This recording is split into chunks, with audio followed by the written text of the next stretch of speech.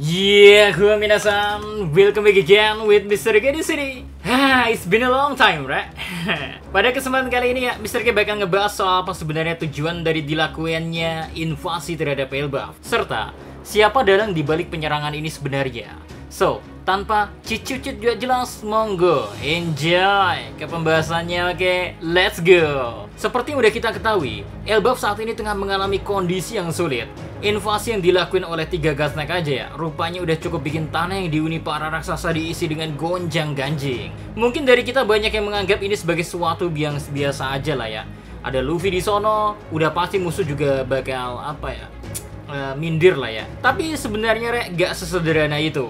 Gimana kalau sebenarnya ya, memang ada konspirasi lebih mendalam soal penyerangan Elbaf ini? Karena sebenarnya ada beberapa kejanggalan yang ditemui jika kita bicara soal penyerangan di Elbaf. Menurut pandangan Mr. K pribadi ya, pemerintah dunia terbilang cukup hati-hati semisal kita membicarakan keinginan untuk mengintervensi Elbaf. Hal ini dikarenakan reputasi mereka sebagai rumah para raksasa, dengan kemampuan mereka yang luar biasa, sehingga kalau dibenturkan lewat kekuatan sepertinya menjadi resiko besar bagi mereka sendiri. Alhasil, cara yang digunakan oleh pemerintahan dunia udah kayak playboy yang lagi deketin cewek, alias berusaha semut mungkin lah ya. Misalnya via diplomatis lah. Kayak mereka membuat Mother Carmel bisa diterima di sono. Memang terasa gak begitu istimewa, namun bisa menempatkan rumah yang memproduksi calon senjata mereka di masa depan sudah menunjukkan hubungan yang coba dibangun secara perlahan-lahan. Selanjutnya kita gak tahu sejauh mana hubungan antara Shamrock dengan Raja Harald di masa lalu. Bisa jadi ada upaya mereka menginginkan hubungan diplomatis lebih kuat. Tapi apa yang terjadi sekarang? Pemerintahan dunia terasa telah kehilangan kesabaran dan kini berani menyerang secara terang-terangan. Namun ya, menurutku, objektif mereka bukan untuk menguasai Elbaf. Seperti halnya pertempuran yang dilakukan pada pulau-pulau sebelumnya. Terus apa dong? Bukannya sesuatu yang positif jika Elbaf musnah sekalian, sehingga gelombang perlawanan ke pemerintahan dunia akan berkurang?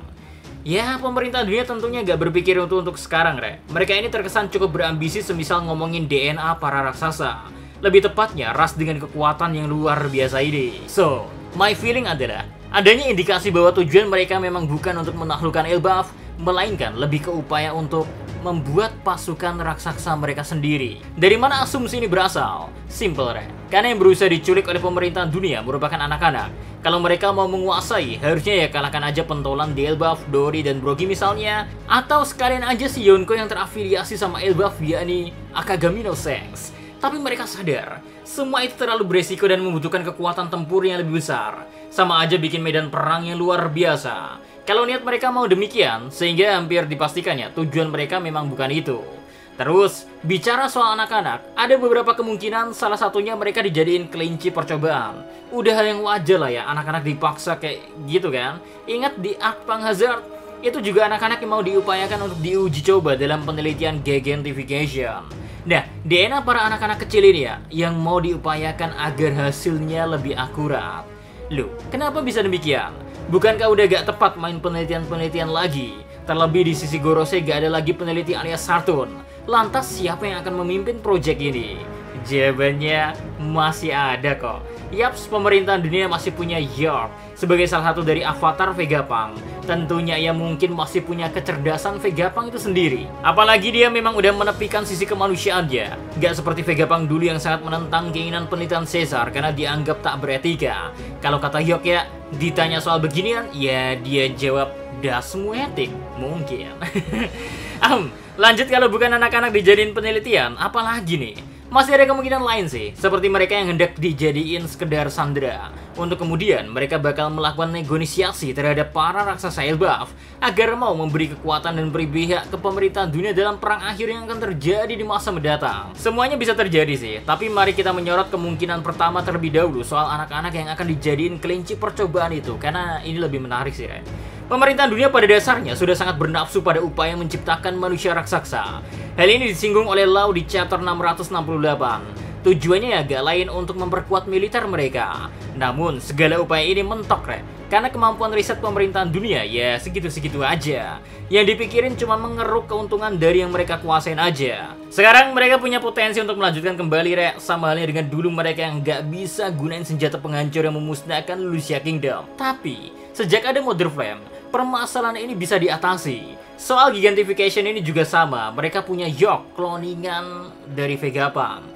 Kalian tahu kan apa penemuan terdahsyat Vegapunk? Yaps, betul, Line Egg Factor, alias faktor silsilah. Bahkan Vegapunk bisa jauh lebih menyempurnakan penelitian ini dibandingkan sekedar cloning yang dilakukan oleh Judge. Ia mampu membuat sesuatu lebih mengerikan, macam Pacifista berbekal DNA dari Kuma, yang notabene kebagian sedikit turunan raksasa. Terus yang mengerikan lagi adalah potensi mereka bisa aja loh punya Line Egg Factor dari Raja Harrow. Kemungkinan Raja Harrow dekat sama Shamrock begitu menguat, apalagi sampai ngomongin makam dan Loki diduga terpaksa membunuh sang ayah. Jelas membuka kesempatan pemerintahan dunia mendapatkan sampel DNA dari Raja Harrow. Apalagi Raja Harrow adalah raksasa kuno. Konon ia sampai mematahkan tanduknya demi membulatkan tekad agar gak ada diskriminasi lagi terhadap sama raksasa, dan ingin membuat para raksasa menganggap saling setara.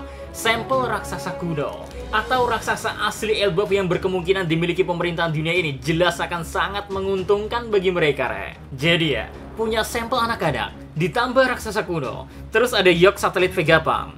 Wah, cooking ini Im-sama sepertinya menginginkan agar rencana ini bisa dilancarkan lebih cepat mengingat mereka diburu oleh waktu juga. Namun apa yang mereka miliki hanya sebatas Shaton, si paling ilmuwan yang gak taunya masih bisa dikadalin oleh Vegapunk. Ditambah, ia juga gak punya keberanian ketika mendengar SHP Crew pergi ke Elbaf meskipun sebenarnya Marin siap-siap aja kelancarkan armadanya ke sana. Kegagalan mencegah siaran Vegapunk, riset pemerintahan dunia mentok, ditambah gagal menghalami kru nakama, udah lebih cukup untuk membuat Im-sama tak lagi mempercayainya. Disinilah kemudian Garling masuk Ia pada akhirnya menawarkan sesuatu yang diinginkan oleh Im-sama, yakni efektivitas. Garling dengan kemampuan militer serta pasukan yang kompeten jelas bisa menjawab ini meskipun ia tak punya latar belakang ilmuwan. Sebab urusan ilmuwan ini bakal diserahin kepada Yok aja. Maka dari itu dengan cepat strategi penyerangan Elbaf pun dilakuin, yang dipercayakan oleh Garling terhadap anaknya Shamrock. Dan bener aja kan, memanfaatkan kemampuan yang dipunya anak buahnya, Shamrock langsung bisa bikin rencana super mematikan dan efektif untuk membuat anak-anak bisa dibawa kemari jiwa secara mulus. Wow. So, menurut Mr. K sebenarnya para God Knight yang ada di Elbaf saat ini ingin menghindarkan pertarungan sebisa mungkin, sehingga mereka datang dan menyerang langsung. Mereka masih bisa bersembunyi, mengutamakan bisa dibawanya anak-anak raksasa aja. Tapi apakah semudah itu? Jelas enggak segala sesuatunya tetap mendapatkan resiko. Sekarang, semua pihak di Elbaf mulai bergerak. Pentolannya macam Dori Brogy, Hazrudin. Belum kalau Loki gak taunya mau melindungi Elbaf. Lalu Luffy and the Gang. Terus God Knight juga sepertinya menghadapi masalah lain, yaitu sabotase yang dilakukan pasukan revolusi. Ini kelihatan dari Shamrock yang dipanggil balik ke Marijoa, sehingga bisa aja fokus mereka terhadap Elbaf terpecah. Belum lagi Shanks punya kesempatan buat balik ke Elbaf. Waduh, ini beneran seru sih, seru banget. Kesimpulannya, alasan invasi Elbaf sebenarnya murni hanya untuk menangkap anak-anak, untuk dijadikan uji coba dalam Gigantification, demi memperkuat militer pemerintahan dunia. Ini yang bikin serangan yang dilakuin God Knight terkesan seperti gerakan bawah tanah. Nasib anak-anak lagi harus dipertaruhkan, Bisakah kekacauan ini dicegah? Kita nantikan aja nanti, oke? So, mungkin itu dulu yang bisa Mr. K sampaikan pada kesempatan kali ini. Silahkan cuit aja di kolom komentar, oke? See you again next time. Adios, stay safe everyone. Salam Animania.